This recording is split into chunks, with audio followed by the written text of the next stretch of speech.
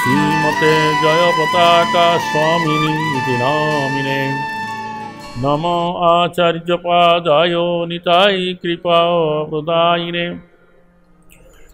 गौरकथा धमोदाय नगरग्रामतारिणे नमोऽयं विष्णुपादाय कृष्ण प्रेष्ठाय भूतले श्रीमते भक्तिवेदान्त स्वामिनीति नामिने नमस्ते सरस्वती देवे गौरवाणी प्रचारिणे निर्विशेष शून्यवादी प्रचैत्य देशतारिणे वाञ्छाकल्पतरुभ्यश्च कृपा सिन्धु वयेव च पतितानां पावनेभ्यो वैष्णवेभ्यो नमो नमः नमो महावदन्याय कृष्ण प्रेम प्रदायते कृष्णाय कृष्ण चैतन्य नाम्ने गौरतिसे नमो पंचतत्माकं कृष्णं भक्तरूपस्वरूपकं भक्तावतारं भक्तखं नमामि भक्तशक्तिकम् हे कृष्ण करुणा सिंधु दीनबंधो जगत्पते गोपेश गोपिकान्तो राधाकान्तो नमोस्तुते तप्त कांचन गौरांगे राधे वृंदावनेश्वरी वृषभानुसुते देवी प्रणमामि हरिप्रिये बिन्दाय तुलसीदेवाय प्रियाय केशवच्च च विष्णुभक्तिपति देवी सत्यवती नमो नमः जय श्री कृष्ण चैतन्य प्रभु नित्यानंद श्री अद्वैत गदाधर शिवासादि श्री गौर भक्तवृंद हरे कृष्ण कृष्ण कृष्ण हरे हरे हरे राम राम राम हरे हरे मुखं करोति वाचालं पङ्गुर्लङ्घयते गिरिं यत्कृपातमहं वन्दे परमानन्दमाधवम् कृष्णदास कविराज रसिक भक्तमाज जेह कैल चैतन्य चरित गौर गोविंद लीला सुनीते गले ओ शिला ताहाते ना हईल मोर चित्त। तो श्री चैतन्य चरितामृत आदि लीला आज के आमादेर पाठ्य विषय हच्छे सप्तदश परिच्छेद। तो ये सप्तदश परिच्छेद आदि लीलाय महाप्रभुर যৌবন লীলার অনুক্রম বর্ণনা করা হয়েছে। 16 থেকে 24 বছর অবধি মহাপ্রভু গৃহবাসে ছিলেন, তারপরে তিনি গৃহত্যাগ করে সন্ন্যাসী হয়েছেন। এই 16 থেকে 24 বছর, 8 বছর মহাপ্রভুর এই নদিয়াতে যা লীলা হয়েছে তা সূত্র আকারে কৃষ্ণদাস কবিরাজ গোস্বামী এই সপ্তদশ পরিচ্ছেদে বর্ণনা করেছেন। তো যা কিছু বৃন্দাবন দাস ঠাকুর চৈতন্য ভাগবতমে বর্ণনা করেছেন সেই সমস্ত লীলা তিনি বর্ণনা করেননি, বলে গেছেন বিস্তারী বর্ণী আছেন দাস বৃন্দাবন। তো বলছেন ভক্তিবিনোদ ঠাকুর এই অমৃত প্রবাহ ভাষ্যে সপ্তদশ পরিচ্ছেদের সংক্ষিপ্ত সার বর্ণনা করে গেছেন। তো বলছেন যে এই পরিচ্ছেদে আম্র মহোৎসব লীলা করেছেন। তারপরে কাজীর সঙ্গে মহাপ্রভুর কথোপকথনের বিশদভাবে বর্ণনা করা আছে। তারপরে কি হয়েছে যে যে মহাপ্রভুর যে তিনি যে স্বয়ং কৃষ্ণ এবং নন্দ মহারাজ যশোদা তারা ব্রজের নন্দী, তাদেরই পুত্র হচ্ছে ব্রজেন্দ্রনন্দন শ্রীকৃষ্ণ। তাই তারাই এই গৌরলীলাতে জগন্নাথ মিশ্র সচিব মাতা রূপে অবতীর্ণ হয়েছেন। আর সেই ব্রজেন্দ্রনন্দন শ্রীকৃষ্ণেই তিনি এই নিমাই পণ্ডিত রূপে গৌরাঙ্গ মহাপ্রভু রূপে এখানে অবতীর্ণ হয়েছেন। তো বলছে যে এখানে তো সেই সমস্ত পরম তত্ত্ব যিনি বংশীবদন, গোপীজনবল্লভ, শ্যামসুন্দর কৃষ্ণ, আবার কখনো তিনি দ্বিজ, কখনো সন্ন্যাসী বেশে গৌর রূপে শ্রীকৃষ্ণ চৈতন্য, সেই কৃষ্ণ যে গোপী ভাব অবলম্বন করেছেন তা বোঝা অত্যন্ত কঠিন, কিন্তু কৃষ্ণের অচিন্ত শক্তিতে এটিও সম্ভব। সেই কথা নিয়ে তর্ক করা বৃথা, কেননা অচিন্ত ভাবকে তর্কের মাধ্যমে সিদ্ধান্ত করবার চেষ্টা করা নিতান্তই মূর্খতার কার্য। তো এই পরিচ্ছেদের শেষে ছিল ব্যাসদেবের পদাঙ্ক অনুসরণ করে ছিল কৃষ্ণদাস কবিরাজ গোস্বামী পৃথকভাবে আদিলীলার সবকটি পরিচ্ছেদের বিশ্লেষণ করেছেন। এই আদিলীলায় যে 17টা পরিচ্ছেদ আছে, কোন কোন পরিচ্ছেদে কী কী লীলা তিনি বর্ণনা করলেন তা বর্ণনা করলেন।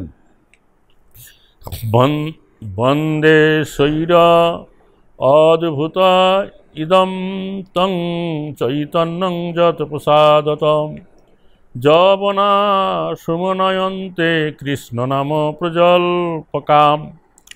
তো যার প্রসাদে যবনেরাও সচ্চরিত্র হয়ে কৃষ্ণ নাম জপ করে, সেই সম্পূর্ণ স্বতন্ত্র অলৌকিক লীলাপরায়ণ শ্রী চৈতন্যদেবকে আমি এখানে বন্দনা করি। অর্থাৎ এই পরিচ্ছেদে চাতকাজি উদ্ধার লীলা বর্ণনা করা হবে। সুমন শব্দের অর্থ হয়েছে, একটা সুমন শব্দের মানে হলো পুষ্প, আর সুমন শব্দের আরেকটা অর্থ হয়েছে যেই মন পরমেশ্বর ভগবান শ্রীকৃষ্ণের চরণে অর্পিত আছে তাকে বলা হয় সুমন। বলছে তো জাতি ব্রাহ্মণ বা স্মার্তরা মনে করে যে ব্রাহ্মণ পরিবারে জন্ম না হলে ব্রাহ্মণ হওয়া যায় না। সেই সম্বন্ধে আমরা পূর্বে কয়েকবার আলোচনা করেছি। তাই বুঝতে হবে যে পরমেশ্বর ভগবানের অচিন্ত শক্তির প্রভাবে সবই সম্ভব। শ্রী চৈতন্য মহাপ্রভু শ্রীকৃষ্ণেরই মতন সম্পূর্ণ স্বতন্ত্র, তাই কেউ তার কার্যকলাপে হস্তক্ষেপ করতে পারে না। তিনি যদি চান তার কৃপা প্রভাবে যারা অনাচারী বেদ বিমুখ যবন পর্যন্ত কি করতে পারে, সম্পূর্ণ সদাচার সম্পূর্ণ হয়ে পরম কৃষ্ণ ভাবনামৃত গ্রহণ করতে পারে, পরম বৈষ্ণবে পরিণত হতে পারে।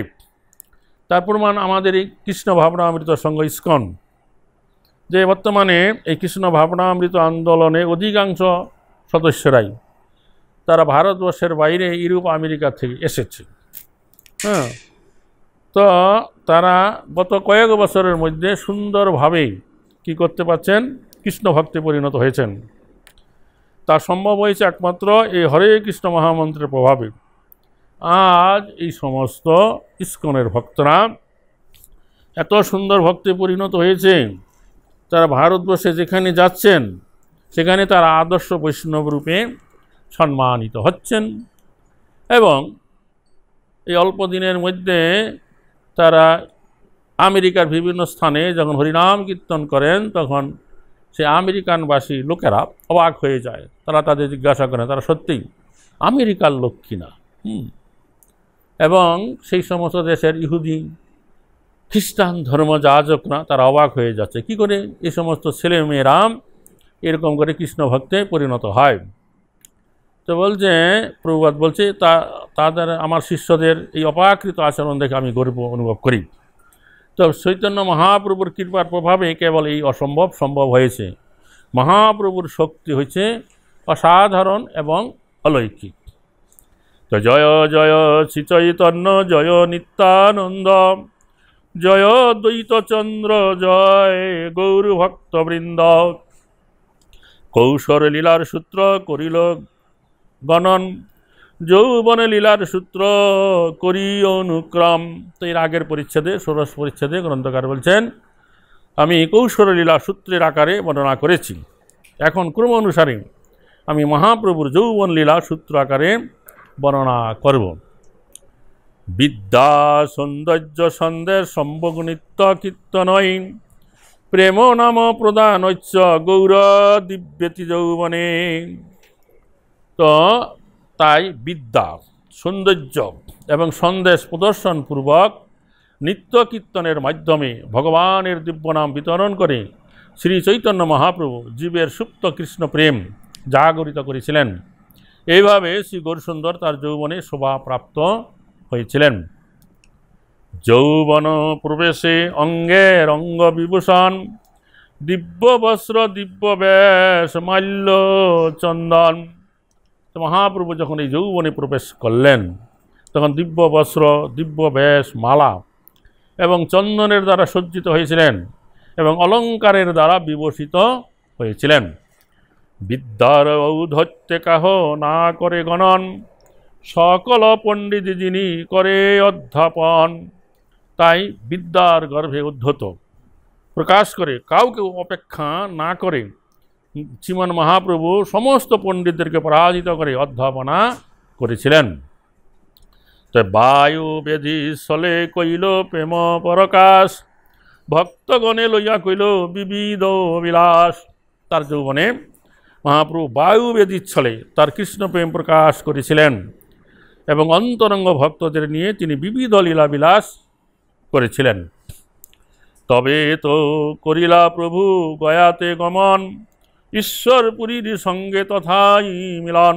তারপর শ্রী চৈতন্য মহাপ্রভু গয়াতে গমন করেন, সেখানে তার সঙ্গে ছিল ঈশ্বরপুরীপাদের সাক্ষাৎ হয়। তো চৈতন্য মহাপ্রভু গয়া গিয়েছিলেন তার পিতৃপুরুষের উদ্দেশ্যে প্রণতি নিবেদন করবার জন্য গয়া গিয়েছিলেন। এই অনুষ্ঠানকে বলা হয় পিণ্ডদান।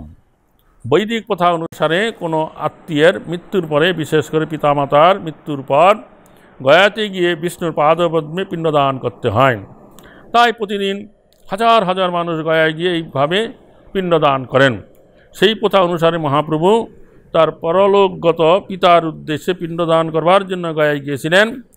তো সৌভাগ্যক্রমে সেখানে ঈশ্বরপুরীপাদের সাথে তার সাক্ষাৎ হয়েছিল।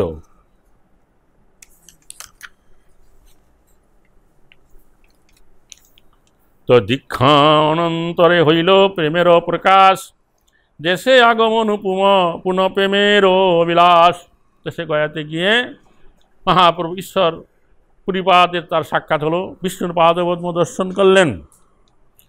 আর তার দীক্ষা গ্রহণ করবার পরে তার প্রেমের প্রকাশ হলো, দেশে আগমন করলেন এবং পুনরায় তিনি প্রেমের বিলাস করলেন, হরিনাম সংকীর্তন শুরু করলেন ভক্তদেরকে নিয়ে। তো বলছে যে মহাপ্রভু যখন গয়ায় যাচ্ছিলেন, তো গয়া যাওয়ার পথে চৈতন্য ভাগবতে বর্ণনা করা আছে উনি মন্দার পর্বতে গিয়েছিলেন। তো মন্দার পর্বতে বহুকাল আগের থেকে শ্রী মধুসূদন বিগ্রহ আছে, মন্দারে শ্রী মধুসূদন। তো সেই মধুসূদন বিগ্রহ দর্শন করে তিনি সেখানে খুব নিত্য কীর্তন করলেন। তারপর ওখানে মহাপ্রভু একটা জ্বর লীলার করলেন। মহাপ্রভুর শরীরে জ্বর হয়েছে, তার সঙ্গে যে সমস্ত ছাত্ররা গিয়েছিল, শিষ্যরা, তারা তার এই জ্বর ভালো করবার জন্য নানা প্রকার প্রতিকার করলো, কিছুতেই জ্বর ভালো হচ্ছে না। তখন মহাপ্রভু নিজেই ব্যবস্থা দিলেন যে আমাদের বেদে আছে ব্রাহ্মণের পাদদুক পান করলে পরে সর্ববেদী উপশম হয়। তোমরা একটা কাজ করো, কোনো ব্রাহ্মণকে ধরে তার পাদ প্রক্ষালন করো আর সেই জল আমার কাছে নিয়ে আসো, আমি পান করব, আমার জল ভালো হয়ে যাবে, জ্বর ভালো হয়ে যাবে। তখন তার শিষ্যরা তাই করলেন, একজন ব্রাহ্মণকে ধরে তার পাদ প্রক্ষালন করা জল মহাপ্রভুর কাছে নিয়ে এলেন। মহাপ্রভু জল পান করলেন, তৎক্ষণাৎ জ্বর ভালো হয়ে গেল। তো এই লীলার দ্বারা মহাপ্রভু যে ব্রাহ্মণদের যে কীভাবে সম্মান করতে হয় সেই লীলা শিক্ষা দিলেন। তো সেই যে মন্দারে যে মধুসূদন, সে বহুকাল আগের থেকে আছে, চৈতন্য চরিতামৃতে আছে মন্দারে শ্রী মধুসূদন। পরে যখন এক সময় কালা পাহাড় এসেছিল, তখন কালা পাহাড় দেশে যেখানে যত ঠাকুর মন্দির আছে ভেঙে চুরমার করে দিচ্ছিল মন্দির, ঠাকুর দেবতা, তখন সেখানকার পূজারীরা সেই মধুসূদন বিগ্রহকে কাপড়ে জড়ায় মাথায় করে তার থেকে 3 মাইল দূরে একটা গ্রাম আছে, বৈশী গ্রাম, সেখানে নিয়ে গেছিলেন। সেখানে রেখে তার সেবা পূজা করছিলেন। তো সেই থেকে সেই মধুসূদন বিগ্রহ এখনও সেই বৈশী গ্রামে আছে, সেখানে তার মন্দির আছে, সুন্দর সেবা পূজার ব্যবস্থা আছে। আর বৎসরে একদিন তিনি এই মন্দার পর্বতে আসেন। সেই দিনটা হচ্ছে পৌষ মাসের সংক্রান্তি দিন। পালকিতে করে মধুসূদন বিগ্রহকে নিয়ে আসা হয়, আর যে পুরানো যে মন্দির আছে মন্দিরে বসানো হয়, আর নানা রকম ভোগ রাগ হয়, আর হাজার হাজার লোক সেখানে আছে। সেখানে কি করে বিশাল মেলা হয়, সারাদিন ওখান থেকে সন্ধ্যাবেলা আবার সেই বৈশী গ্রামে চলে যায় একদিন। আর তার পাশে ছিল ভক্তি সিদ্ধান্ত সরস্বতী ঠাকুর প্রভুপাদ যখন গিয়েছিলেন, উনি ওর পাশেই একটা স্থানে মহাপ্রভুর চরণ চিহ্ন স্থাপনা করেছেন, তার একটা ছোট্ট তার উপরে মন্দির আছে। আর এই যে মন্দার পর্বতের উপরে ওখানে একটা পাপমোচনী কুণ্ড আছে, সেখানে স্নান করলে সব পাপ দূর হয়ে যায়। আর ওই পাহাড়ের উপরে ওঠার রাস্তা আছে, সিঁড়ি আছে ধাপ ধাপ। মাঝখানে গেলে পরে একটা গোফার ভিতরে নৃসিংহদেব আছে পাহাড়ের ভিতরে, বোঝা গেল। আর সেই যে মন্দার পর্বতরা, এই মন্দার পর্বত দিয়ে দেবতা এবং অসুরেরা কী করেছিলেন, সমুদ্র মন্থন করেছিলেন বাসুকী নাগকে রজ্জু করে, এবং এই মন্দার পর্বতটাকে দণ্ড করে। ওই পাহাড়ে যখন ওঠা যাবে, মাঝখানে উঠলে পরে ওই যে বাসুকী নাগকে ধরে পেঁচাইয়ে যে দেবতা অসুররা দুই দিক থেকে যে টেনে সমুদ্র মন্থন করেছিল, তা পুরা পাহাড়টার উপরে সেই মন্থন করার দাগ লেগে আছে, বোঝা গেল। তার ওই দাগটা দেখে বোঝা যায় হ্যাঁ এই পর্বতের দ্বারাই সমুদ্র মন্থন হয়েছিল। তো এই মন্দার পর্বত ছিল হিমালয়ে। তো দেবতারা এই মন্দার পর্বতকে উঠিয়ে এনেছিলেন সমুদ্রে। তো কথা ছিল যে এই সমুদ্র মন্থন করে যে অমৃত পাবে, এই মন্দারকেও কিছু দেওয়া হবে। তখন আগের দিনে এই সমস্ত পাহাড় পর্বতরা কী করতো, উড়ে এক জায়গা থেকে আরেক জায়গায় চলে যেতে পারত। তো ওরা কী করতো, একটা ভুল করতো, কি কোনোরকম বিচার বিবেচনা না করে যে কোনো স্থানে যেখানে লোকজনের বসতি আছে, নগর আছে, তার মধ্যে ধূপ করে নেমে পড়ত। এই জন্য একটা মুনি অভিশাপ দিয়ে দিল, তোমরা এরকম যখন তখন যেখানে সেখানে উড়ে যাও আর করে এরকম করে বসে পড়ো, এখন থেকে তোমরা আর কোথায় যেতে পারবে না, যাই যেখানে সেখানে থাকবে। তখন থেকে আর ওরা উঠতে পারে না। তবে এই মন্দার পর্বত তিনি উড়েই এসেছিলেন সমুদ্রে, আর উড়েই ফিরে যাচ্ছিলেন।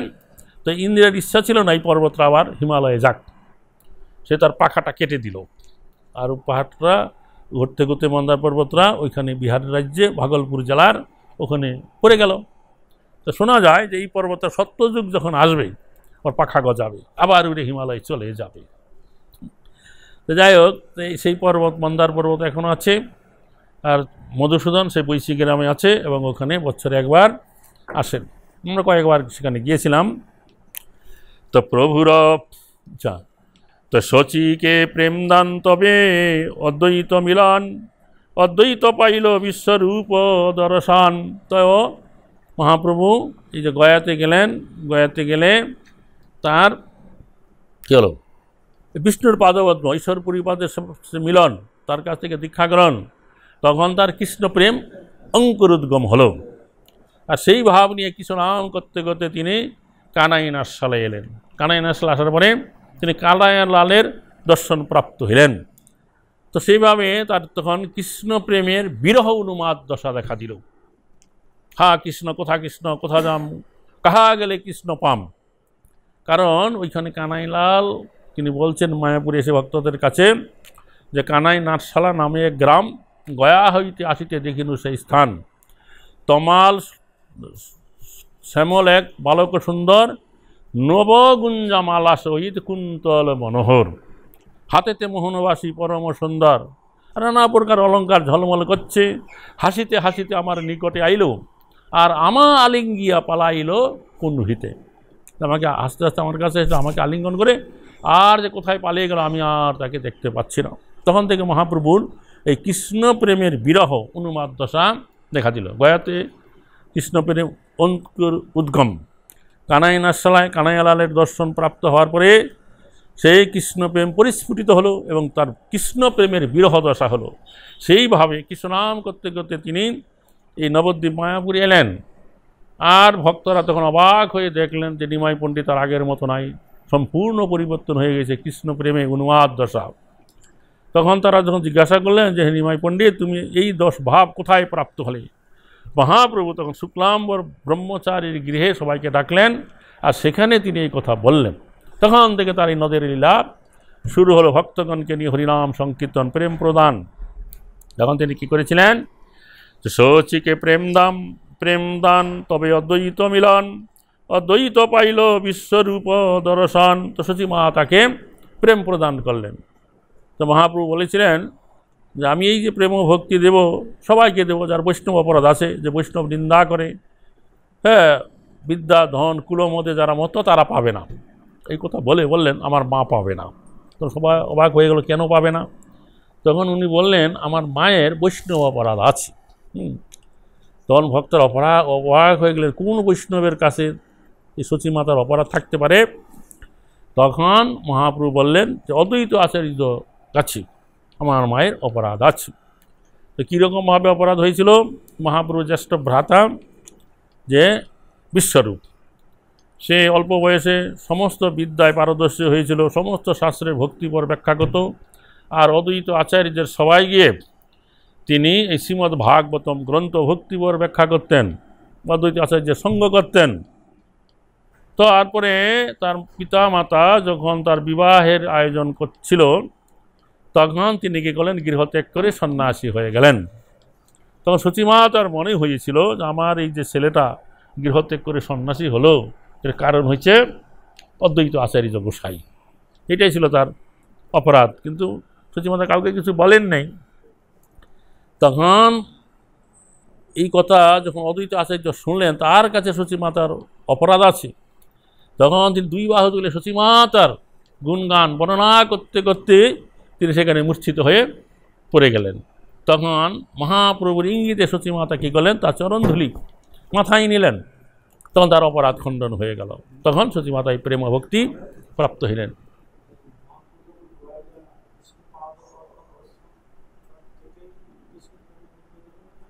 হ্যাঁ, কৃষ্ণ ঈশ্বরপুরী পাদশাহী মিলন কৃষ্ণ প্রেম কৃষ্ণ মন্ত্রে দীক্ষিত হইলেন তারপর থেকে। তারপরে মহাপ্রভু একসময় অদ্বৈত আচার্য গোসাইকে তার বিশ্বরূপ দেখালেন কুরুক্ষেত্রে। কৃষ্ণ যেমন অর্জুনকে বিশ্বরূপ দেখাইছিলেন, সেই রকম অদ্বৈত আচার্য গোসাইকে দেখালেন। প্রভুর অভিষেক তবে করিল শ্রীবাস, খাটে বসি প্রভু কইল ঐশ্বর্য প্রকাশ। তারপর মহাপ্রভু শ্রীবাস ঠাকুরের বিষ্ণু খাট্টায় বসলেন, ঐশ্বর্য প্রকাশ করলেন। এবং তখন তার ঐশ্বর্য প্রকাশ করলেন এবং ভক্তরা তার অভিষেক করলেন, সাতপ্রহরিয়া ভাব প্রকাশ করলেন। ভক্তরা গঙ্গা জল আনয়ন করে তার অভিষেক করলেন। এবং কোন ভক্তের কি অভিলাষ আছে, কার কি ইচ্ছা, সে অনুসারে সমস্ত ভক্তদেরকে বর প্রদান করলেন। তবে নিত্যানন্দ স্বরূপের আগমন, প্রভুকে মিলিয়া পাইল সরবুজ দর্শন। তো তারপরে এই অনুষ্ঠানের পরে নিত্যানন্দ প্রভুর আগমন হলো এবং যখন তার সঙ্গে মহাপ্রভুর মিলন হলো তখন তিনি তার সরবুজ তাকে দর্শন করালেন নিত্যানন্দকে। নিত্যানন্দ প্রভুর জন্মস্থান হচ্ছে রাঢ় দেশে একচক্রা নামক গ্রামে। সেখানে তিনি আবির্ভূত হলেন 1395 শতাব্দে। তারপর 12 বছর সেখানে অবস্থান করে সমবয়স্ক বালকদেরকে নিয়ে তিনি বহুবিধ লীলাবিলাস করলেন। তারপরে 12 বছর বয়সে একজন সন্ন্যাসী এই হারাই পণ্ডিতের গৃহে এসেছিলেন। সারা রাত্রি কৃষ্ণ কথায় কাটালো। যখন তিনি চলে যাবেন পরের দিন সকালবেলা, তখন তিনি এই নিত্যানন্দ প্রভুকে, হারাই পণ্ডিতের জ্যেষ্ঠ পুত্র, তাকে তার সঙ্গী ব্রাহ্মণ সেবক রূপে চাইলেন। তখন সেটা অনেক কথা লীলা। তখন হারাই পণ্ডিত তাকে প্রদান করলেন। আর নিত্যানন্দ প্রভু সেই সন্ন্যাসীর সাথে সমগ্র তীর্থ ভ্রমণ করলেন 20 বছর অবধি, সারা ভারতে যত তীর্থ আছে। তারপরে বৃন্দাবনে গেলেন। তো নিত্যানন্দ প্রভু বর্ণনা করছেন যে আমি বৃন্দাবনে যখন যাই তখন দেখি সমস্ত কিছু ঠিকঠাক আছে, কিন্তু সিংহাসন হচ্ছে কি শূন্য। তখন লোকের কাছে জিজ্ঞাসা করলাম সিংহাসন শূন্য কেন, কৃষ্ণ কোথায়? তখন সেই সমস্ত ভদ্রলোকেরা বললেন যে কৃষ্ণ গেছে গৌর দেশে, আর তার সমস্ত পারিষদ ভক্তরাও তার সাথে গৌর দেশে চলে গেছে। তাই মানে তিনি 12 বছর বয়সে গৃহত্যাগ করেছেন, তারপর 20 বছর এরকম করে ভ্রমণ করেছেন। নিত্যানন্দ প্রভুর বয়স যখন 32 বছর, তখন তিনি এই নবদ্বীপ ধামে এলেন, মহাপুরুষ সাথে মিলন হলো। তার যে মহাপ্রভুর সাথে মিলন লীলা, সে অনেক অনেক বড় লীলা আছে। তারপরে এখানে আসার পরে তিনি এসেছিলেন মাঘ মাসে। সে মাঘ মাসেই শুক্লপক্ষের ত্রয়োদশীতে হচ্ছে এই নিত্যানন্দ প্রভুর আবির্ভাব। তখন মহাপ্রভু সমস্ত ভক্তদেরকে নিয়ে নিত্যানন্দ প্রভুর এই যে ব্যাস পূজা, অভিষেক ব্যাস পূজা অনুষ্ঠান করেছিলেন। তো সেখানে তার সরবুজ দর্শন করিয়েছিলেন। সেখানে বলছে যে প্রথমে সরবুজ তারে দেখাইল ঈশ্বর, শঙ্খ চক্র গদা পদ্ম সাঙ্গ বেণুধর। তো মহাপ্রভু নিত্যানন্দ প্রভুকে শঙ্খ চক্র গদা পদ্ম ধনুক এবং মুরলীধারী তার এই সরবুজ রূপ দেখান। তবে চতুর্ভুজ হইলা তিন অঙ্গ বক্র, দুই হস্তে বেণু বাজায় দুয়ে শঙ্খ চক্র। তো তারপরে মহাপ্রভু তাকে তার চতুর্ভুজ ত্রিভঙ্গ সুন্দর রূপ প্রদর্শন করান। তার দুই হাতে বেণু বাদনরত আর অপর দুই হাতে শঙ্খ এবং চক্র। তবে তো দ্বিভুজ কেবল বংশী বদন, শ্যাময়ঙ্গ পীতবস্ত্র ব্রজেন্দ্র নন্দন। তো অবশেষে মহাপ্রভু নিত্যানন্দ প্রভুকে বংশী বদন, শ্যামঙ্গ পীতবস্ত্র পরিহিত দ্বিভুজ ব্রজেন্দ্র নন্দন রূপে প্রদর্শন করান। তবে নিত্যানন্দ গোসাইর বেশ পূজন, নিত্যানন্দ আবেশে কইল মুসল ধারম। তারপরে এই নিত্যানন্দ প্রভুর বেশ পূজা, গুরুদেবের পূজার আয়োজন করলেন। কিন্তু তখন শ্রী চৈতন্য মহাপ্রভু নিত্যানন্দ প্রভুর ভাবে আবিষ্ট হয়ে মুসল ধারণ করেন। মহাপ্রভু জিজ্ঞাসা করলেন, হে শ্রীপাদ গোসাই, তোমার বেশ পূজা হবে কোনঠাই? তখন শ্রীবাস ঠাকুরকে ধরে আনলেন নিত্যানন্দ প্রভু, বলেন আমার এই বেশ পূজা হবে এই ব্রাহ্মণের ঘরে। তখন মহাপ্রভু বললেন, শ্রীবাস তোমার উপর অনেক দায়িত্ব পড়ে গেল। তো বলছে, কোনো দায় নাই, তোমার কৃপায় আমার ঘরে নতুন বস্ত্র, মুগ ডাল, চাউল সমস্ত কিছু আছে। শুধু একটা পদ্ধতি পুস্তক কোনো ব্রাহ্মণের কাছ থেকে মেঘে আনব, আমার সৌভাগ্য কালকে বেশ পূজা দেখিব। তারপরে মহাপ্রভু কী করলেন, এই নিত্যানন্দ প্রভুকে নিয়ে শ্রীবাস ঠাকুরের বাড়িতে গেলেন। সেই দিন অধিবাস কীর্তন করলেন, খুব উদ্দণ্ড কীর্তন হলো। তারপরে মহাপ্রভু তার বাড়িতে চলে গেলেন, ভক্তরা যার যার বাড়িতে গেলেন। নিত্যানন্দ প্রভু শ্রীবাস ঠাকুরের বাড়িতে রইলেন। তো মাঝরাত্রে শ্রীবাস ঠাকুরের ভাই শ্রীরাম পণ্ডিত উঠে দেখলেন যে নিত্যানন্দ প্রভু বসে আছে আর খল খল করে হাসছে, আর তার দণ্ডটা ভাঙা আছে, দণ্ডকমণ্ডল। তখন রামাই পণ্ডিত জিজ্ঞাসা করছে, কেন এই দণ্ডকমণ্ডল ভাঙ্গা, খলখল করে হাসছে? শ্রীবাস ঠাকুরের কাছে এই কথা বললেন। তখন শ্রীবাস ঠাকুর বললেন, তুমি মহাপ্রভুকে এই কথা বলো। তখন মহাপ্রভুকে যখন শ্রীরাম পণ্ডিত গিয়ে বললেন, তখন মহাপ্রভু শ্রীবাস ঠাকুরের বাড়িতে এলেন, আর সেই দণ্ডকমণ্ডল ভাঙ্গা হাতে তুলে নিত্যানন্দ প্রভুকে নিয়ে তারা সকলেই গঙ্গায় স্নান করতে গেলেন। তো গঙ্গার উপরে সেই ভাঙ্গা দণ্ডকমণ্ডল মহাপ্রভু রাখলেন, আর গঙ্গায় স্নান করতে নামলেন। নিত্যানন্দ প্রভু পরম চঞ্চল, সে সাঁতার দিয়ে গঙ্গার মাঝ গঙ্গায় চলে যায়। তখন মহাপ্রভু তীরে থেকে ডাকছে, নিত্যানন্দ তাড়াতাড়ি চলে এসো, আজকে তোমার বেশ পূজা হবে। তখন নিত্যানন্দ প্রভু এলেন এবং সেইখানে বেশ পূজার অনুষ্ঠান আয়োজন হলো। শ্রীবাস ঠাকুরকে বেশ পূজার আচার্য পুরোহিত নিযুক্ত করা হলো। এক এক ভক্তরা আসতে লাগলেন, তারা ধীরে ধীরে মধুর মধুর কীর্তন করতে লাগলেন। আর এইদিকে শ্রীবাস ঠাকুর বেশ পূজার সমস্ত সম্পন্ন করলেন। তারপরে নিত্যানন্দ প্রভুর হাতে একটা মালা দিলেন, বলে এই মালা ধরো আর এই মন্ত্র পড়ে ব্যাসদেবকে এই মালা পরাও, তাইলে তোমার বেশ পূজা সম্পন্ন হবেই। তো নিত্যানন্দ প্রভু মালা হাতে নিলেন, কিন্তু কিচ্ছু বলছে না, এদিক ওদিক কি তাকাচ্ছে, মুখে বিড়বিড় করে কি বলছে। তখন শ্রীবাস ঠাকুর তাড়াতাড়ি মহাপ্রভু যেখানে আছেন সেখানে গেলেন, যে বললেন যে তোমার শ্রীপাদ গোসাই বেশ পূজা করছে না, তুমি আসো। তৎক্ষণাৎ মহাপ্রভু তাড়াতাড়ি নিত্যানন্দ প্রভুর কাছে এলেন, বলে কেন বেশ পূজা মালা পরাচ্ছ না? তৎক্ষণাৎ নিত্যানন্দ প্রভু কী করলেন, সেই মালা মহাপ্রভুর গলায় পরিয়ে দিলেন। আর সঙ্গে সঙ্গে মহাপ্রভু তার এই সর্বভুজ রূপে নিত্যানন্দ প্রভুকে দেখা দিলেন। আর তৎক্ষণাৎ নিত্যানন্দ প্রভু সেখানে মূর্ছিত হয়ে পড়লেন, বোঝা গেল। তারপরে মহাপ্রভু নিত্যানন্দ প্রভুর অঙ্গে দেহে হাত দিয়ে তুলেন, ওঠো নিত্যাই, ওঠো নিত্যানন্দ, তুমি যে যা ইচ্ছা করেছ তা তোমার সম্পূর্ণ হলো। তারপরে মহাপ্রভু বললেন যে ব্যাসদেবের নৈবেদ্য নিয়ে আসো। তখন শ্রীবাস ঠাকুর নিয়ে এলেন আর তার শ্রীহস্তে সমস্ত ভক্তদেরকে তাপ বিতরণ করলেন। এইভাবে ব্যাস পূজা অনুষ্ঠান এই মায়াপুরে শ্রীবাস ঠাকুরের বাড়িতে সম্পন্ন হয়েছিল। কি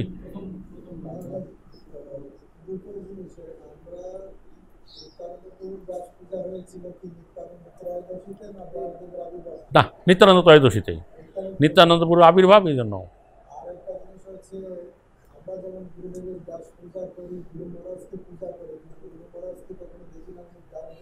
হ্যাঁ, গুরু মহারাজ সমস্ত যা কিছু ভক্তরা দেয় ব্যাসদেবকে অর্পণ করে। ব্যাসদেবের আবির্ভাব সম্ভবত ওই যে আষাঢ় মাসে যে পূর্ণিমা, গুরু পূর্ণিমা, ওই দিনে ব্যাস পূজা করা হয়, গুরু পূজা করা হয়।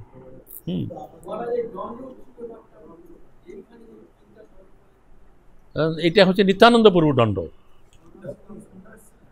উনি তো অবধূতের মতন ঘুরে বেড়াতেন, হাতে একটা দণ্ড নিয়ে ঘুরতেন, সেই দণ্ডই ভেঙে ফেলেই দিল, নিজের দণ্ড নিজে। এ কি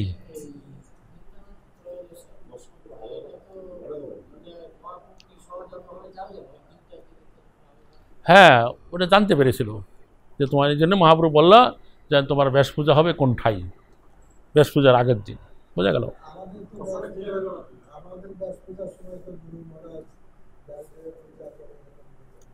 অর্পণ করে দেয়, অর্পণ করে দেয়, যা কিছু দেয় তাকে। তবে শচী দেখিল রাম কৃষ্ণ দুই ভাই, তবে নিস্তারিল প্রভু জগাই মাধাই। সংক্ষেপে বর্ণনা করে যাচ্ছে। তারপরে একদিন শচী মাতা দেখলেন যে কি স্বপ্নে দেখছে।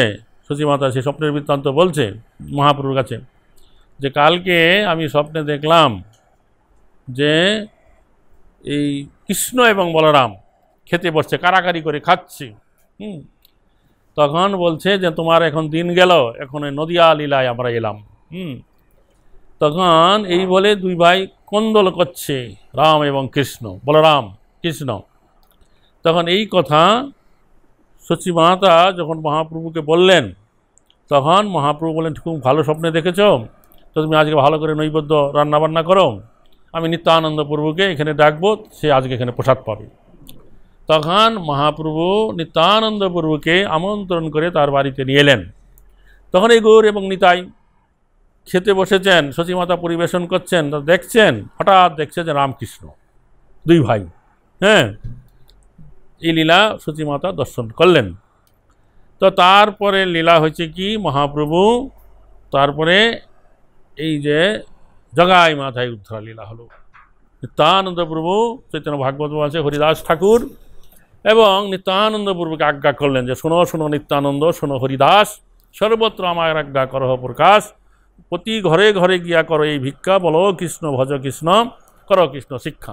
এতদিন শুধু শ্রীবাস ঠাকুরের বাড়িতে কীর্তন হতো, আর নিত্যানন্দ প্রভু এবং হরিদাস ঠাকুর এই আজ্ঞা প্রাপ্ত হয়ে নদিয়াবাসী ঘরে ঘরে যেয়ে মহাপ্রভুর এই আজ্ঞাবাণী প্রচার করতে লাগলেন।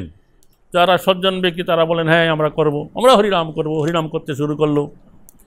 তারপরে এই দুই গোসাই নিত্যানন্দ, শ্রীবাস ঠাকুর এবং নিত্যানন্দ এবং হরিদাস নগরে এরকম করে ঘুরে বেড়াচ্ছে, সবাইকে হরিনাম করার উপদেশ দিচ্ছে, যেখানে জগাই মাথায় আছে সেই পথে যখন ওনারা যাচ্ছিলেন, তো কিছু ভদ্রলোক তারা বলেন গোসাইরা আপনারা এই দিকে যাবেন না কেন? বলে এইখানে কি আছে, জগাই মাধাই নামক দুইজন পাষণ্ড আছে, যারে দেখে যারকে পায় তারা ধৈর্য খিলায় আর মদ খেয়ে চুর হয়ে পড়ে থাকে। আপনারা এই দিকে যাবেন না। তখন নিত্যানন্দ প্রভু হরিদাস ঠাকুরকে বললেন যে দেখো হরিদাস, যে মহাপ্রভু তো আমাদেরকে বলছে এ নামের উপদেশ দিতে, ভালো লোকের কাছে কি মন্দ লোকের কাছে, সব লোকের কাছে বলতে বলছে। তো মহাপ্রভু তো বসে বাড়িতে বসে ঠাকুরালি করে, ভালো লোকেরা তো এমনিই করে, দুষ্ট লোকেরা তো আর করে না। তো চলো আমরা দুইজন যাই, এই দুইজনকে আমরা হরিনামের উপদেশ দেই। এখন আমরা যদি বললে যদি কেউ না লয়, তার দায়ী হচ্ছে মহাপ্রভু, তিনি দেখবেন, সেটা বলাটা দায়িত্ব আমাদের। তাই ভালো মন্দ কে কী ভাবে গ্রহণ করে সেই দায়িত্বটা হচ্ছে মহাপ্রভুর। এই বলে তারা দুইজন তখন কি করলেন, সেই জগা মাধা যেখানে আছে তার কাছে গেলেন এবং এতটা কাছে গেলেন যেন তাদের কথা যাতে শুনতে পায়। তখন তারা শুনতে পায় এরকম করে তারা দুইজন তখন বলছে, বলো কৃষ্ণ ভজ কৃষ্ণ কর কৃষ্ণ শিক্ষা। এই কথা বলছে তার দুই ভাই মদের বিক্ষেপ পেয়ে একেবারে মাতাল হয়ে আছে। মাথা তুলে তারা কেড়ে, তোমরা জানো না এখানে জগা মাথায় আছে, ধরো ধরো ধরো ধরো, এই বলে ওরা একবার তেড়ে আসছে ধরবার জন্য। হ্যাঁ, তখন তারা দুই গোসাই দৌড়াচ্ছে, নিত্যানন্দ আগে চলে যাচ্ছে, হরিদাস ঠাকুর স্থূল ছিলেন, দৌড়াইতে পারছে না, নিত্যানন্দ পুরো দৌড়াচ্ছে আর খলখল করে আসছে। আর ওরা দুইজন বলে এই ধরলাম এই ধরলাম এই ধরে ফেললাম, এরকম করছে। এরকম করতে করতে অনেকটা দূর চলে আসছে। তারপর অনেকটা দূর চলে আসার পরে দেখছে আর আসছে না জগাই মাথায়।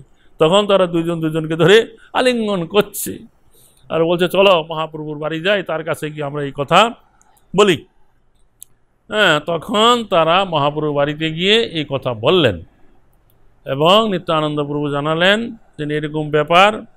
তখন সেখানে উপস্থিত লোকেরা বলল যে সেই খুব ভালো ব্রাহ্মণ পরিবারে ওদের জন্ম, পিতামাতা কেউ এরকম কোনো খারাপ নাই, কিন্তু তারা যে কী কারণে এইরকম দুর্গতি এদের হলো, এরা এরকম কোনো হীন পাপ কর্ম নাই যা এরা করে নাই।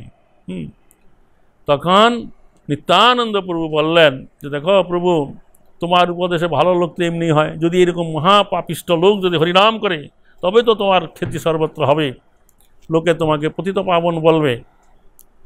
তো তখন মহাপ্রভু বলেন, নিত্যানন্দ তুমি যখন চাইছো এই দুয়ের উদ্ধার, তা নিশ্চয়ই এরা উদ্ধার হবে। তখন সমস্ত উপস্থিত ভক্তদের জ্ঞান হলো যে এই দুয়ের উদ্ধার হলো। তো তারপরের দিনে তারা যখন তাদেরকে আবার সেখানে গিয়ে নামের উপদেশ করতে গেছেন, তখন সেই যে মাধাই তিনি নিচে একটা কলসি, ভাঙা কলসি ছিল, তার কাদা নিয়ে নিত্যানন্দ প্রভুর মাথায় আঘাত করেছে আর তার অঙ্গে দিয়ে রক্ত বয়ে চলেছে। তাদের সঙ্গে আর সেদিন আরও কিছু ভক্ত ছিল। তখন কি হয়েছে, সেইখানে ভক্তরা ছুটে এসে মহাপ্রভুর কাছে এই সংবাদ দিয়েছে। মহাপ্রভু তখন ছুটে সেখানে গেলেন এবং গিয়ে তিনি তাদের তিরস্কার করলেন যে এই দুইটা সন্ন্যাসী তাদের অঙ্গে আঘাত করতে তো একটু লজ্জাবোধ হলো না। তখন তিনি চক্রকে ডাকলেন, সুদর্শন চক্র, সুদর্শন আর সুদর্শন চক্র আসছে। তখন সেই দুইজন ভয়ে তখন মহাপ্রভুর চরণে পড়লেন। আগে জগাই, তখন নিত্যানন্দ প্রভু বললেন যে মাধাই মারিতে জগাই রাখিল। তখন প্রথমে মহাপ্রভু কি করলেন, জগাইকে আলিঙ্গন করলেন, যে তুমি নিত্যানন্দকে রক্ষা করেছ। তখন জগাই এই প্রেমভক্তি প্রাপ্ত হয়ে গেলেন। তখন এই মাধাই কি করলো, নিত্যানন্দ মহাপ্রভুর চরণে পড়ল, একসঙ্গে আমরা দুই ভাই আছি, তুমি একজনকে উদ্ধার করলে আরেকজনকে নাই কেন?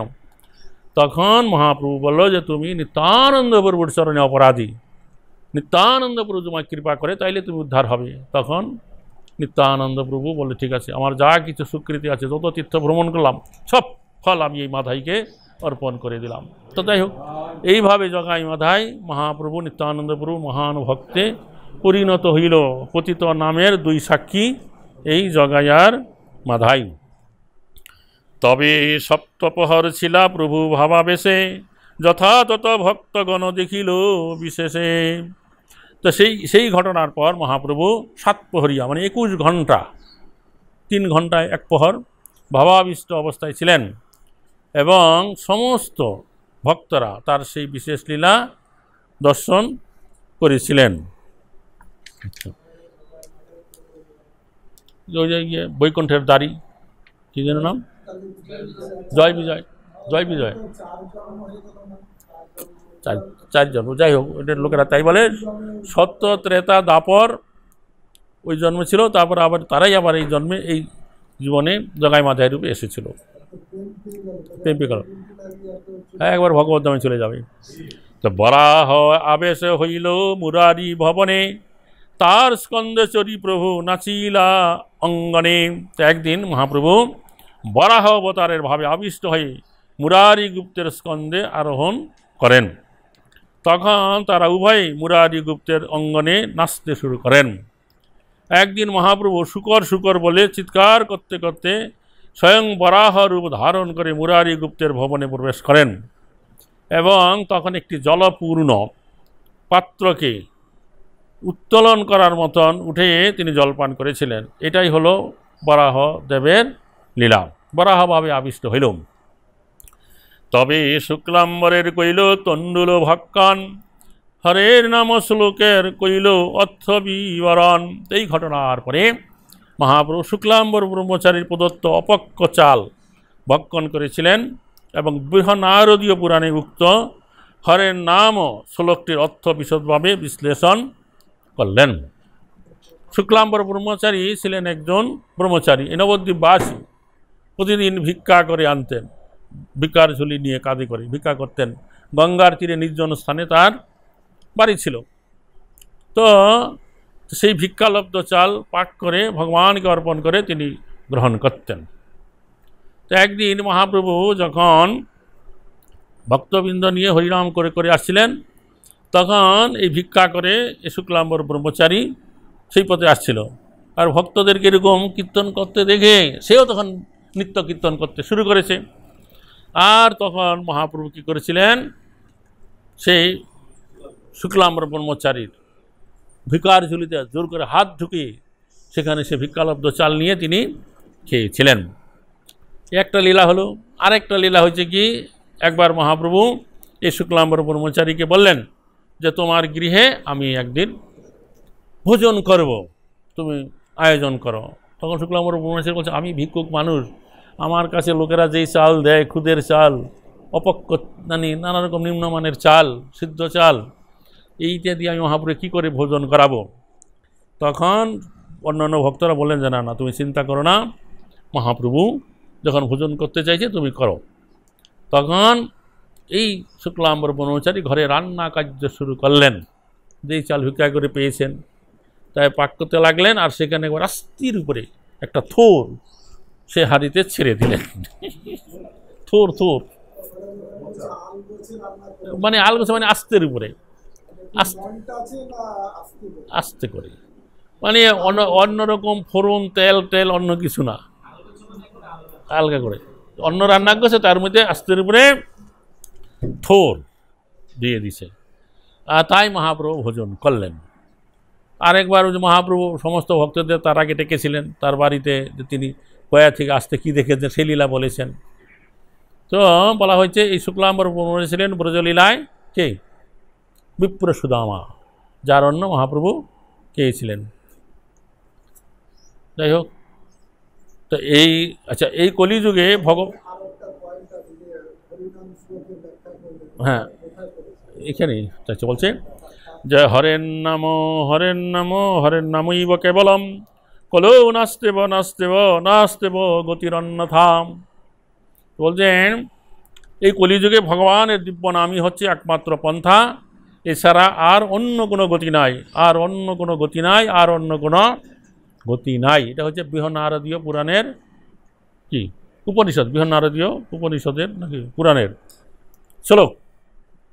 তো কলিকালে নাম রূপে কৃষ্ণয় অবতার, নাম হইতে হয় সর্ব জগৎ নিস্তার। এই কলিযুগে ভগবানের দিব্য নাম হরে কৃষ্ণ মহামন্ত্র হচ্ছে শ্রীকৃষ্ণের অবতার। কেবলমাত্র এই দিব্য নাম গ্রহণ করবার ফলে যে কোনো মানুষ সরাসরিভাবে ভগবানের সঙ্গ লাভ করতে পারেন। যিনি তা করেন তিনি অবশ্যই উদ্ধার লাভ করেন। এই নামের প্রভাবে কেবল সমস্ত জগৎ নিস্তার লাভ করতে পারে। তো দাহ্য লাগি হরের নাম উক্তি তিনবার, জড় লোক বুঝাইতে পুনয়ে বকার। তো হরি নামই যে কলিকালে উদ্ধার পাওয়ার একমাত্র উপায়, এবং এছাড়া যে আর অন্য কোনো গতি নাই, তা সাধারণ মানুষকে বোঝাবার জন্যই হরের নাম নাস্তেব এই শব্দ দুইটি তিনবার করে বলা হয়েছে। আচ্ছা, এটাকে বলে পুনরুক্তি, বারবার করা হয়েছে, করতেই হবে, তোমাকে এই কাজটা করতেই হবে। তাহলে বৃহনারদীয় পুরাণে 3 সত্য করে বলা হয়েছে যে এই কলিযুগে হরির নামই হচ্ছে উদ্ধার পাওয়ার একমাত্র উপায়, যাতে মানুষ নিষ্ঠা ভরে নামের আশ্রয় গ্রহণ করতে পারে এবং মায়ার বন্ধন থেকে মুক্ত হতে পারে। আমরা আমাদের নিজেদের অভিজ্ঞতায় দেখেছি সারা পৃথিবী জুড়ে মানুষ নিয়মিতভাবে হরে কৃষ্ণ মহামন্ত্র কীর্তন করবার ফলে পারমার্থিক স্তরে উন্নতি হচ্ছে। তাই আমরা আমাদের সমস্ত শিষ্যদের নির্দেশ দিয়েছি তারা যেন প্রতিদিন নিয়মিতভাবে বিধিসম্মতভাবে পালন করে নিরপরাধে অন্তত পক্ষে 16 মালা হরিনাম মহামন্ত্র জপ করেন। তার ফলে তারা নিঃসন্দেহে সিদ্ধি লাভ করবে। হরে কৃষ্ণ। তা কেবল শব্দে পুনরূপী নিশ্চয়করণ জ্ঞান যোগ তপ কর্ম আদি নিবারণ। তো কেবল শব্দ মানে নিশ্চিতভাবে, মানে এই জ্ঞান যোগ তপস্যা সকাম কর্ম আদি সমস্ত পন্থাকে নিবারণ করা বোঝানো হয়েছে। অন্যথা যে মানে তার নাহিক নিস্তার, নাহি নাহি নাহি নাহি এই তিনয়বকার। এই শ্লোকে স্পষ্টভাবে বলা হয়েছে যদি কেউ এই হরিনাম পন্থা অবলম্বন না করে অন্য কোনো পন্থায় উদ্ধার পেতে চায় তাহলে 3 বার এই নাস্তেব কথাটা বলা হয়েছে। এই কথাটির উল্লেখ করা হয়েছে যার ফলে স্থির হয়েছে যে নিশ্চিতভাবে পারমার্থিক সাধনের প্রকৃত পন্থা নিরূপিত হরিনামই একমাত্র উপায়, এছাড়া অন্য কোনো পন্থা নাই। তাই নাস্তেব বলেছে। তো তৃণ হইতে নিচ হইয়া সদা লবে নাম আপনি নিরভিমানী অন্য দিবেমান। তো ভগবানের এই নাম নিরন্তর স্মরণ করতে হলে পথের পাশে পড়ে থাকা একটি তৃণ থেকেও দীনতর হতে হবে এবং নিরভিমানী হয়ে অন্য সকলকে সম্মান প্রদর্শন করতে হবে। তরু সম সহিষ্ণুতা বৈষ্ণব করিবে ভৎসন তারণে কাকে কিছু না বলিবে। ভগবানের এই নাম কীর্তনের ভক্তকে তরুর মতন সহিষ্ণু হতে হবে।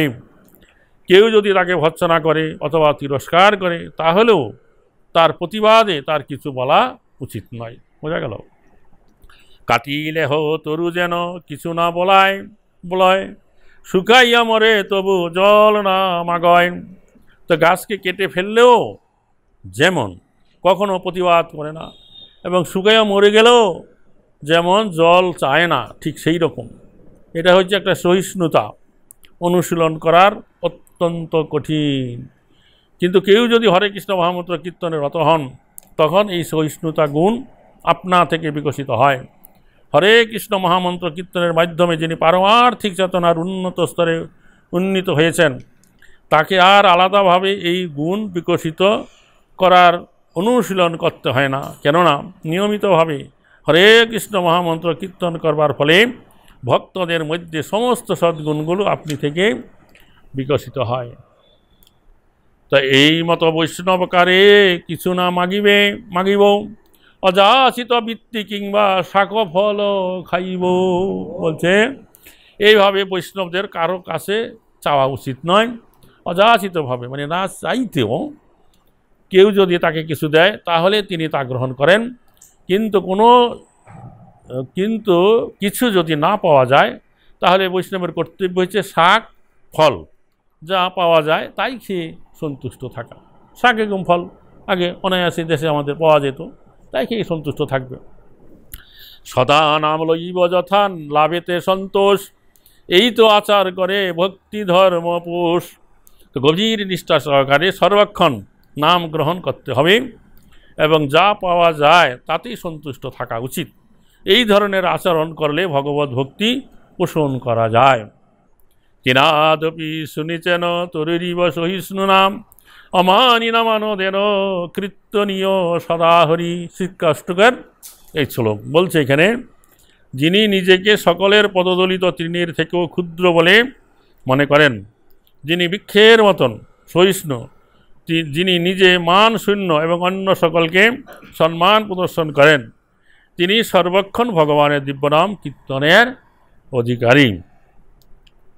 তো এইখানে বিশেষ করে তৃণের উল্লেখ করা হয়েছে, কেননা তৃণকে সকলে পদদলিত করে যায় কিন্তু তবু তৃণ কখনো তার প্রতিবাদ করে না। এই দৃষ্টান্তটির মাধ্যমে বোঝানো হয়েছে যে গুরুদেব অথবা নেতা যেন কখনো তার পদগর্ভে গর্বিত না হয়, একজন সাধারণ মানুষ থেকেও অধিক বিনীত হয়ে হরে কৃষ্ণ মহামন্ত্র কীর্তন করে তার চৈতন্য মহাপ্রভুর বাণী প্রচার করা উচিত। তো আমার মনে হয় আমরা আগে যখন 30-40 বছর আগে মায়াপুর থেকে কলকাতা যেতাম, কৃষ্ণনগর থেকে লোকাল ট্রেনে ধরে শিয়ালদা যেতাম। এমন ওই লোকাল ট্রেনে যে সমস্ত যাত্রী ছিল, ওরা শাস্ত্রের আর অন্য কিছু মর্ম জানুক না জানুক এই শ্লোকটা ওরা জানে। এবং অনেক সময় ওরা কি করত, ভক্তদের পরীক্ষা করবার জন্য ভক্তদের পিছনে লাগতো যে ভক্তরা রাগে কিনা। রেগে গেলে ওরা তখন বলতো, আরে ভক্ত তো তিনদুপি শুনেছেন হবে, ওরা রাগও কেন, বোঝা গেল। তো ওই রকম করে কোনো বৈষ্ণবের পরীক্ষা করাটা উচিত না, এটা আরও অপরাধের মাত্রা বৃদ্ধি হয়। তা উদ্যবাহু করি কহ শুনো সর্বলোক, নাম সূত্রে গাথি পর কণ্ঠে এই শ্লোক। তো কবিরাজ গোস্বামী সমস্ত বৈষ্ণবদের উদ্দেশ্যে বলছে যে আমি উদ্যবাহু হয়ে ঘোষণা করছি, আপনারা সকলে শুনুন, এই শ্লোকটিকে নামরূপ সূত্রের দ্বারা গেথে কণ্ঠে ধারণ করুন, যাতে নিরন্তর তা স্মরণ করা যেতে পারে। যেমন মালা গাঁথলে, ফুলের মালাটা গাছে ভিতরে একটা সুতা দিয়ে গাঁথা হয়েছে, তো এই শ্লোকটাকে কি করতে বলছে, নামরূপ সুতা দ্বারা কণ্ঠে ধারণ করতে বলেছে। হরে কৃষ্ণ। তো প্রভুর আজ্ঞায় করো এই শ্লোকায় আচরণ, অবশ্য পাইবে তবে শ্রীকৃষ্ণ চরণ। তো কবিরাজ গোস্বামী আরও বলছেন, মহাপ্রভুর আজ্ঞা অনুসারে নিষ্ঠাভরে এই শ্লোকটির আচরণ করা অবশ্য কর্তব্য। কেউ যদি কেবল মহাপ্রভুর এবং গোস্বামীদের পদাঙ্ক অনুসরণ করে, তাহলে তিনি জীবনে চরম লক্ষ্য শ্রীকৃষ্ণের পাদপদ্ম অবশ্যই লাভ করতে পারবেন। তবে প্রভু শিবাসের গৃহে নিরন্তর রাত্রে সংকীর্তন কইল 1 সংবৎসর। তারপরে শ্রী চৈতন্য মহাপ্রভু 1 বছর ধরে প্রতিদিন রাত্রে শিবাস ঠাকুরের গৃহে হরে কৃষ্ণ মহামন্ত্র সংকীর্তন পরিচালনা করেছিলেন। তো কপাট দিয়া কীর্তন করে পরময় আবেশে, পাষণ্ডী হাসিতে আইসে না পায় প্রবেশে। তখন ভক্তরা ভিতরে প্রবেশ করতো, বাইরে ভিতর থেকে দরজা দেওয়া হতো, আর ভক্তরা সেখানে প্রবেশ করে প্রেমাবেশে কীর্তন করত, যাতে পরিহাসকারী পাষণ্ডীরা সেখানে প্রবেশ করতে না পারে। তা কীর্তন শুনি বাহিরে তারা জলিপুরি মরে, শিবাসের দুঃখ দিতে নানা যুক্তি করে। তো তারা যখন কীর্তন করতো, কীর্তনের ধ্বনি বাইরে চলে যেত, তারা ভিতরে আসতে চাইতো, এসে থেকে দরজা বন্ধ, তখন ভিতরে প্রবেশ করতে না পেরে তারা জ্বলে পুড়ে মরছে। আর যেহেতু শিবাস ঠাকুরের বাড়িতে হরিনাম কীর্তন হচ্ছিল, তাই শিবাস ঠাকুরকে দুঃখ দেওয়ার জন্য তারা নানা রকম যুক্তি করতে লাগলো, কি করে শিবাসকে কষ্ট দেওয়া যায়। একদিন বিপ্রনাম গোপাল চাপাল, পাষণ্ডী প্রধান সেই দুর্মুখ বাচাল। ভবানী পূজার সব সামগ্রী লইয়া, রাত্রে শিবাসের দ্বারে স্থানলে পাইয়া। কলার পাত উপরে থইল ওরফুল, হরিদ্রা সিন্দুরা রক্ত চন্দন তুণ্ডল। তো সেই যে গোপাল চাপাল নবদ্বীপবাসী, উনি কি করেছিল, সে প্রচণ্ড দুর্মুখ বাচাল ভবানী পূজা করতে, মানে চণ্ডী পূজা করতে যেই সমস্ত সরঞ্জাম লাগে, রাত্রি শিবাস ঠাকুরের বাড়ির দরজার সামনে স্থান লেপন করে কলা পাতার উপরে কি করলো, এই চণ্ডী পূজার সরঞ্জাম রেখে দিল। হলুদ, ওরফুল, সিন্দুর, রক্তচন্দর, তুণ্ডল মানে চাউল, মধ্যভাণ্ড পাশে ধরি নিজ ঘরে গেল। প্রাতকালে শিবাস তাহা তো দেখিল। তবে এই যে গোপাল চাপাল এই কাজ করলো, কারণ হচ্ছে কি, কারণ ওই ছিল চণ্ডী পূজক কে, গোপাল চাপাল। আর শিবাস ঠাকুর হচ্ছে বৈষ্ণব ব্রাহ্মণ, লোকেরা তাকে সম্মান করবে, করে সবসময়। তো এই সমস্ত দ্রব্যাদি রেখে গেল, এই কারণে পাড়া প্রতিবেশী লোকেরা সকালে উঠে দেখবে যে শিবাস ঠাকুরের দ্বারে চণ্ডী পূজার এরকম সরঞ্জাম আছে। তখন তাদের জ্ঞান হবে যে শিবাস ঠাকুর ও রাত্রে লুকিয়ে কী করে এরকম চণ্ডী পূজা করে থাকে। এইটাই ছিল তার উদ্দেশ্য। আচ্ছা, তো পরের দিন সকালবেলা শিবাস ঠাকুর দরজা খুলেই সবার আগে সেই জিনিসগুলো দেখলেন, আর দেখে তিনি বুঝতে পারলেন যে কোনো পাষণ্ডী তাকে এরকম হেন করবার জন্য এই কাজটা করে গেছে। তো বড় বড় লোক সব আনিল বলাইয়া, সবারে কহে শিবাস হাসিয়া হাসিয়া। তো পাড়া প্রতিবেশী যত ব্রাহ্মণ সজ্জন আছে তাদেরকে ডেকে শিবাস ঠাকুর হেসে বলতে লাগলেন, নিত্যরাত্রে করি আমি ভবানী পূজন, আমার মহিমা দেখো ব্রাহ্মণ সজ্জন। হে ভদ্রলোকগণ, তোমরা দেখো আমার কীর্তি দেখো, তোমরা আমাকে বৈষ্ণব বলে ব্রাহ্মণ বলে সম্মান করো, আমি আসলে তা নেই, আমি গোপনে এরকম ভবানী পূজা করি, এই দেখো তার সজ্জা এখানে আছে। তবে সব শিষ্ট লোক করে হাহাকার, ওই সে কর্মে হেতা কইল কোনো দুরাচার। তখন তারা বুঝতে পারলেন শ্রীবাস ঠাকুর এই কাজ করে না, কোনো দুরাচারী ব্যক্তি এই কাজ করে গেছে। তখন তারা হায় হায় করলেন, এবং তখন তারা কি করলেন, হারিকে আনিয়া সব দূর করাইল, জল গোময় দিয়া সেই স্থানলে পাইল। তখন তারা মেথরকে ডেকে আনলেন, আর সেই সমস্ত দ্রব্যাদি দূরে ফেলাই দিলেন, এবং সেই স্থানটা গোময় এবং জল দিয়ে লেপন করা হলো, পরিষ্কার করা হলো। হরে কৃষ্ণ। তো 3 দিন রহি সেই গোপাল চাপাল, সর্বাঙ্গে হইল কুষ্ঠ বহে রক্তধার। তো 3 দিন থাকার পরে সেই গোপাল চাপালের সর্বাঙ্গে দুরারোগ্য ব্যাধি কুষ্ঠব্যাধি দেখা দিল।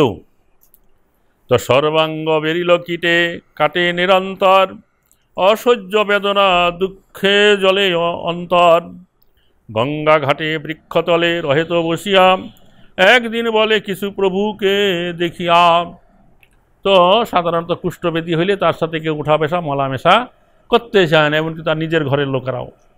তখন সে কি করলো, তার এরকম দেহেতে কুষ্ঠব্যাধি হয়ে গেল অপরাধের ফলে, সর্বাঙ্গ জ্বলে যাচ্ছে, কেউ তার কাছে আসে না। তখন গঙ্গার তীরে গাছের ছায়ায় সে বসে থাকে। হ্যাঁ, না না না, তার থেকেও বেশি।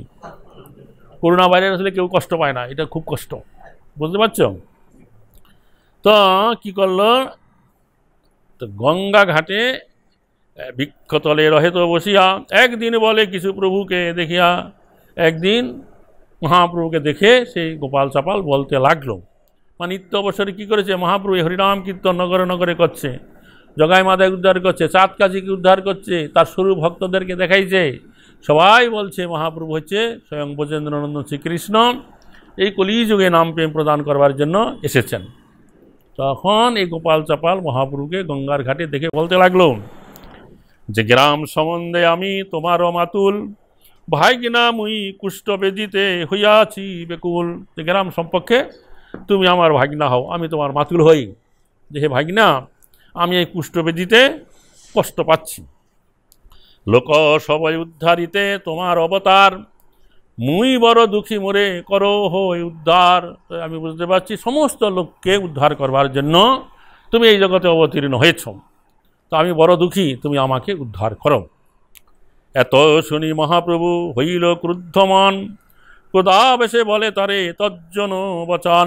এই কথা শুনেই মহাপ্রভু খুবই ক্রোধান্বিত হলেন এবং ক্রোধাবেশে তাকে তিরস্কার করে বললেন, আরে পাপী ভক্ত দেশি, তোরে না উদ্ধারিমু, কুটি জন্ম এই মতে ক্রিয়ায় খাওয়াইমু। বলে, আরে পাপী, তুই হচ্ছে ভক্ত বিদ্বেষী, আমি তোকে উদ্ধার করব না, কুটি জন্ম তোমাকে আমি এই রকম করে ক্রিয়ায় খাওয়াবো। তো শিবাসে করাইলি তুই ভবানী পূজন, কুটি জন্ম হবে তো রৌরবে পতন। যে তুই শিবাস ঠাকুরকে ভবানী পূজক সাজাবার চেষ্টা করেছিলি, সেই পাপে তোর কুটি জন্ম রৌরব নামক নরকে গিয়ে পচতে হবে। পাষণ্ডী সংহারিতে মোর এই অবতার, পাষণ্ডী সংহারী ভক্তি করিমু প্রচার। তো পাষণ্ডীগণকে সংহার করবার জন্য আমার এই অবতার, এবং পাষণ্ডী সংহার করে আমি কৃষ্ণ ভক্তির কথা জগতে প্রচার করব। এত বলি গেলা প্রভু করিতে গঙ্গা স্নান, সেই পাপী দুঃখ ভোগে না যায় পরাণ। এই বলে মহাপ্রভু চলে গেলেন গঙ্গা স্নান করতে। আর সেই যে গোপাল ছাপাল, সে দুঃখ পেয়ে কষ্ট পাচ্ছে, কিন্তু প্রাণ বেরোচ্ছে না। সন্ন্যাস করিয়া যবে প্রভু নীলাচ চলে গেলাম, তথা হইতে যবে কুলিয়া গ্রামে আইলাম। তবে সেই পাপী প্রভুর লইল শরণ, হিতয় উপদেশে কইল হইয়া করুণ। শিবাস পণ্ডিতের স্থানে আছে অপরাধ, তথা যাহ তেহ যদি করেন প্রসাদ। তবে তোর হবে এই পাপ বিমোচন, যদি পুনঃ ওই সে নাহি করয় আচরণ। তবে বিপ্র লইল আসি শিবাস শরণ, তাহার কৃপায় হইল পাপ বিমোচন। চলুন, তার এই ঘটনার কয়েক বছর পরে মহাপ্রভু গৃহত্যাগ করে সন্ন্যাসী হয়ে নীলাচলবাসী হলেন। তার সন্ন্যাস গ্রহণ করারও 5 বছর পরে, মানে 8-9 বছর পরে মহাপ্রভু কী করল, মানে এই কুষ্ঠবিধি হওয়ার 8-9 বছর পরে মহাপ্রভু যখন এই বঙ্গদেশে এসেছিলেন, বৃন্দাবনে যাবেন, তখন এই কুলিয়াতে মাধব দাসের গৃহে উঠেছিলেন। তখন এই নবদ্বীপের নদিয়ার যত পাপিষ্ঠ লোক ছিল, যারা নদিয়া লীলা করার সময় যারা এই হরিনাম গ্রহণ করে নাই, নিন্দামন্দ করেছে, সবাই তখন মহাপ্রভু চরণে গিয়ে শরণ নিয়েছে। আর সবার অপরাধ খণ্ডন করে মহাপ্রভু কী করেছেন, সবাইকে প্রেম মুক্তি দিয়েছেন। এই জন্য ওই কুলিয়াকে বলা হয় অপরাধ ভঞ্জনের পাঠ। ওখানে গিয়ে এক রাত্রি বাস করলে অপরাধ খণ্ডন হয়ে যায়। তখন এই গোপাল চাপালও গিয়ে মহাপ্রভুর কাছে শরণ নিলেন আবার। তো এইবার মহাপ্রভু আর ক্রোধ করলেন না, তাকে উপদেশ দিলেন, তোমার শ্রীবাস ঠাকুরের কাছে অপরাধ আছে, তার কাছে যাও, সে যদি তোমার অপরাধ ক্ষমা করে তাহলে তুমি নিস্তার পাবে, আর যদি এরকম কাজ না করো। তখন এই গোপাল চাপাল কি করলেন, তিনি শ্রীবাস ঠাকুরের শরণ নিলেন। শ্রীবাস ঠাকুর পরম উদার, সেই যখন তার অপরাধ স্বীকার করে যখন ক্ষমা চাইল, আর সঙ্গে সঙ্গে শ্রীবাস ঠাকুর তাকে ক্ষমা করে দিলেন। তো দেখতে দেখতে তার এই কুষ্ঠবেদী ভালো হয়ে গেল। তখন কি হয়েছিল, এই গোপাল চাপালের মনে একটা অনুশোচনা হলো, যে যে গৌরাঙ্গ মহাপ্রভু নিত্যানন্দ প্রভু ভক্তগণ এই নদিয়াতে নবদ্বীপে একত্রে লীলা করলো, আর আমি তাদেরকে বুঝতে পারলাম না, তাদের নিন্দামন্দ করলাম, শ্রীবাস ঠাকুরের কাছে অপরাধী হলাম, আমার এই দুঃখ কি করে দূর হবে। তখন এই গোপাল চাপাল আবার শ্রীবাস ঠাকুরের কাছে এলো, যে আমার এই যে দুঃখটা কি করলে দূর হবে। তখন শ্রীবাস ঠাকুর উপদেশ দিলেন যে তুমি কোনো বৈষ্ণবের কাছে কৃষ্ণ মন্ত্রে দীক্ষিত হও, এই দেবী পূজা টুজা চণ্ডী পূজা ছেড়ে দাও, কৃষ্ণ নাম কৃষ্ণ ভজন করো, তোমার এই দুঃখ দূর হবে। তখন পুরুষোত্তম দাস নামক এক বৈষ্ণবের কাছে এই গোপাল চাপাল দীক্ষা মন্ত্র গ্রহণ করলেন, কৃষ্ণ নাম কৃষ্ণ ভজন করতে লাগলেন, দেবী পূজা টুজা ছেড়ে দিলেন। আর দীক্ষিত অবস্থায় তার নাম হলো দেবকীনন্দন দাস। হ্যাঁ, তো এইভাবে তিনি হরিনাম হরিভজন করতে লাগলেন। তারও কিছুকাল পরে যখন নিত্যানন্দ প্রভু শ্রীমন মহাপ্রভু কর্তৃক আদিষ্ট হয়ে এই বঙ্গদেশে এলেন এবং আচণ্ডালে সকলকে কৃষ্ণনাম দিতে লাগলেন, কৃষ্ণপ্রেম, তখন তিনি নবদ্বীপে এলেন। তখন এই যে দেবকীনন্দন দাস তিনি আবার নিত্যানন্দ প্রভুর শরণাপন্ন হইলেন। তাকে ধন্যবাদ প্রণাম করে বললেন, আমি এই মুখের দ্বারা, এই জিহ্বা দ্বারা বৈষ্ণবগণের এত যে নিন্দামন্দ করেছি, আমার এই যে দুঃখ, এটা কি করলে দূর হবে। তো নিত্যানন্দ প্রভু পরম কৌতুকী সঙ্গে সঙ্গে বললেন, আরে তুমি যেই জিহ্বা দ্বারা, যেই মুখে তুমি বৈষ্ণবের নিন্দামন্দ করেছ, এক্ষণে তুমি কি করো, সবসময় সেই জিহ্বা দ্বারা, সেই মুখের দ্বারা বৈষ্ণবের গুণগান কীর্তন করো, করিলে বৈষ্ণবের গুণগান জীবের ত্রাণ। তখন থেকেই দেবকীনন্দন দাস তিনি বৈষ্ণব বন্ধনা রচনা করলেন, সংগ্রহ করলেন। এই নবদ্বীপ ধামে গৌরমণ্ডলে, বৃন্দাবনে, শ্রীক্ষেত্রে যেখানে যেখানে যত বৈষ্ণব আছে তা গ্রন্থন করলেন এবং বৈষ্ণব বন্ধনা রচনা করলেন। বোঝা গেল? তার একটা বৈষ্ণব বন্ধনা আছে সংক্ষেপে, যে বৃন্দাবনবাসী যত বৈষ্ণবেরগণ। আর একটা 10 পৃষ্ঠাব্যাপী আরেকটা বৈষ্ণব বন্ধনা আছে, প্রত্যেক বৈষ্ণবের নাম ধরে ধরে বৈষ্ণব বন্ধনা আছে, সেটা 10 পৃষ্ঠাব্যাপী। তো যাই হোক, এখন এই যে বৈষ্ণব কিনা বৈষ্ণব অপরাধ, এটা খুবই মারাত্মক অপরাধ। যেই বৈষ্ণবের কাছে অপরাধ হয় তার কাছে গিয়ে ক্ষমা চাইতে হয়, সে যদি অপরাধ ক্ষমা করে দেয় তার অপরাধ মোচন হয়। বলছে যে বৈষ্ণব অপরাধটাকে মারাত্মক বলা হয়েছে। বৈষ্ণব অপরাধ যদি কারো থাকে, সে যদি অনেক তীব্রভাবে ভজনা করে, বড় বড় ভজনেতে পড়ে যায় বাদ।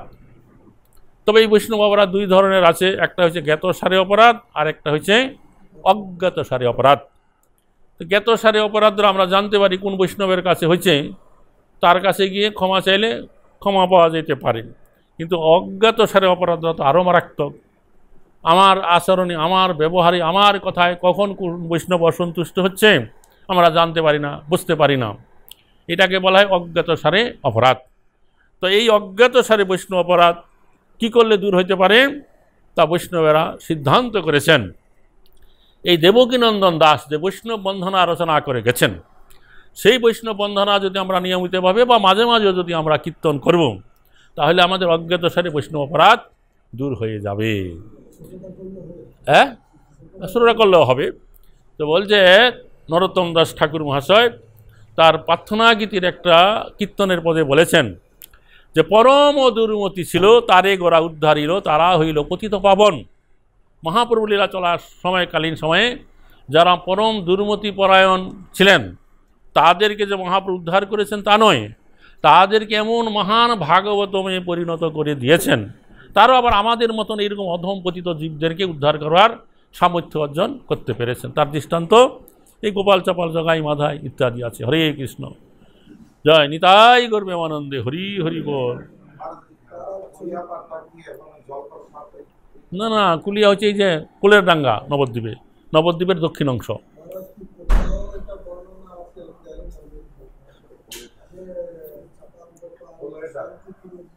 শোনাও, ওইটা ভক্তি সিদ্ধান্ত প্রভুপাদ অনুভাষ্যে লিখেছেন। শান্তিপূর্ণা এই যে আছে না কাঁচরাপাড়া গয়াসপুর, তার পাশে একটা জায়গা আছে কুলিয়া, ওই গ্রামটার নামও কুলিয়া। একই নামে বহু গ্রাম থাকতে পারে। তো যেহেতু চৈতন্য চরিতামৃতে এসে যে কুলিয়াতে মহাপ্রভু এসেছিলেন মাধব দাসের গৃহে, ওখানে গোপাল চাপাল গিয়ে মহাপ্রভু স্মরণ নিয়েছেন, মহাপ্রভু তার থেকে উপদেশ দিয়েছেন। এটা হচ্ছে নবদ্বীপ ধামের কুলদ্বীপে লীলাটা হয়েছে, কুলদ্বীপে। তো আর যেহেতু ওই জায়গাটার নাম কুলিয়া, তো ওখানকার কিছু লোক ওরা ওইটাকে কুলিয়া পাঠ বলে মনে করে, এবং আর এটা হচ্ছে অপরাধ ভঞ্জন পাঠ। যাই হোক, তো আমি একবার জানতাম না, আমি 81 সালে ওই এলাকায় যখন নাকি এই নামহট্ট প্রচার করতে গিয়েছিলাম গয়েশপুরে, তখন ওখানকার লোকেরা বললো এখানে একটা পাঠ আছে, এখানে মহাপ্রভু গোপাল চাপালকে উদ্ধার করেছে। তা আমি ওখানে গেছি, ওখানে গিয়ে দেখছি যে দুইটা সমাধি, বলছে এইটা গোপালের, এটা চাপালের, আসলে একটা ব্যক্তি এরকম হচ্ছে। তখন একটা বয়স্ক লোক ছিল, তো উনি বলছে এরকম এরকম লীলা। তারপর আমাকে বলছে কি যে অনেক লোকেরা বলে এই জায়গাটা না, সেটা হচ্ছে নবদ্বীপে, নবদ্বীপ শহরের দক্ষিণাংশে যে কুলিয়া আছে সেটা। উনি লোকটা আমাকে বলে দিল। তারপরে আমি এসে চৈতন্য চরিতামৃতের অনুভাষ্য দেখলাম ভক্তি সিদ্ধান্ত প্রভুপাদের। উনি তখন লেখছে যে না, ওই যে কাঁচরাপাড়ায় ওইটা যে আছে ওইটা না, উনি একই নামে অনেক জায়গা থাকতে পারে, কিছু লোকেরা ওইটা বানাইছে, তৈরি করেছে। আসলে কুলিয়া হচ্ছে এই নবদ্বীপ ধামে, যেখানে কুলদ্বীপ আছে, সেখানে আবার দেবানন্দ পণ্ডিতের বাড়ি ছিল, মাধব দাসের বাড়ি ছিল, এটা হচ্ছে সেখানে। এটাকে বলা অপরাধের ভঞ্জনের পাঠ। হরে কৃষ্ণ।